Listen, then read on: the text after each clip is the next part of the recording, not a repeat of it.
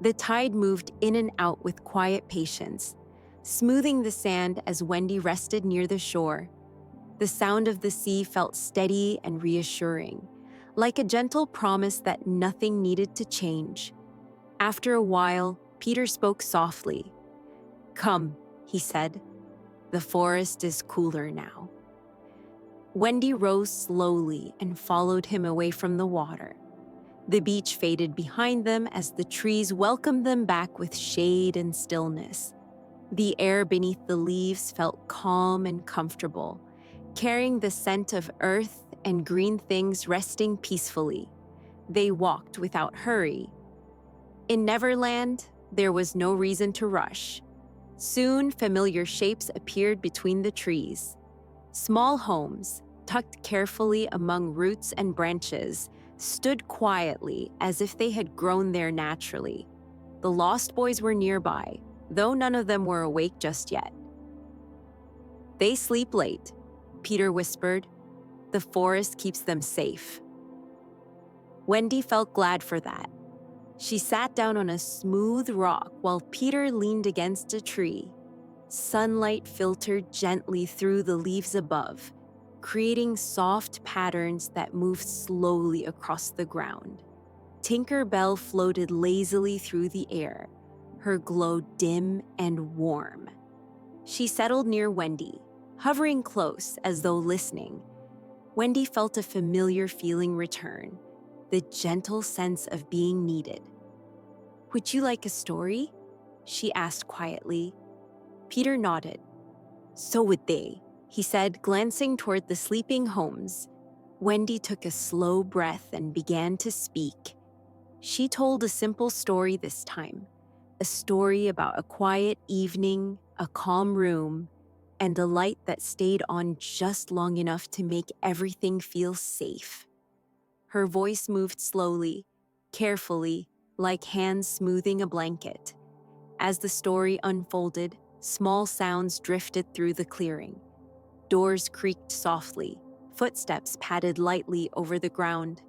One by one, the Lost Boys emerged, rubbing their eyes, moving gently so as not to disturb the calm.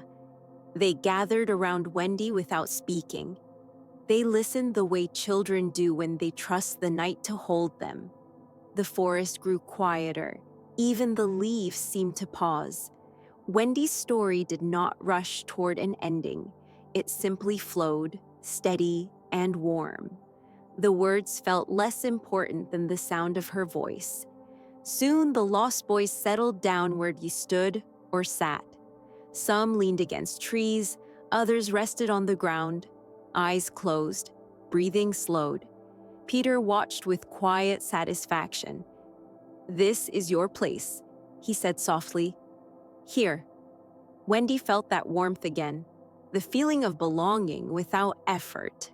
When her voice finally faded, no one stirred. The story had done its work.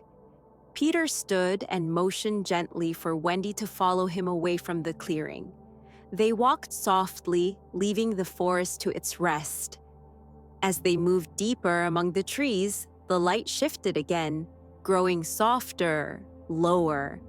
The day felt like it was folding itself carefully, preparing for evening. "Do you ever want to leave?" Wendy asked. Peter considered the question as they walked. "Sometimes," he said, "but Neverland always finds me again." They reached a small rise where the forest opened just enough to reveal the sky. Clouds drifted slowly overhead, untroubled and pale. Wendy felt calm but also sleepy now. The kind of sleepiness that did not pull her away suddenly, but invited her gently. Peter noticed. "You can rest," he said. "The island won't mind." Wendy sat down beneath a tree and leaned back against its trunk. The bark felt cool and steady. She listened to the distant sounds of the forest, the soft rustle of leaves, the low hum of a world content to exist quietly. Peter sat nearby, keeping watch without watching too closely. Tinker Bell dimmed her glow and hovered close, her wings moving slowly, rhythmically. Wendy closed her eyes. Her thoughts drifted without shape. She thought of the sea, of the forest, of the small homes tucked safely among the roots. Neverland felt whole, complete. Nothing needed to happen next.